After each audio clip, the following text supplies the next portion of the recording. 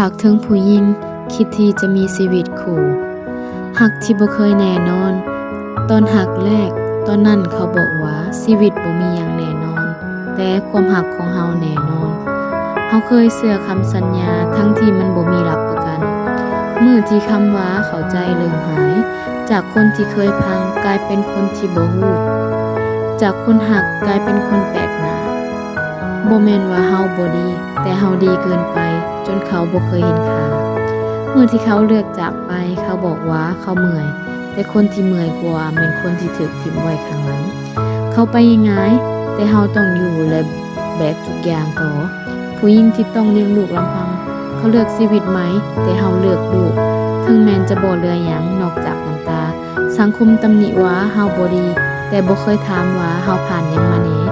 ผู้ชายจากไปเขาเอิ้นว่าเริ่มใหม่ผู้หญิงยังอยู่โตสังคมเอิ้นว่าผิดพลาดความรักบ่เคยฆ่าไผแต่ความบ่รับผิดชอบฆ่าผู้หญิงทั้งเป็น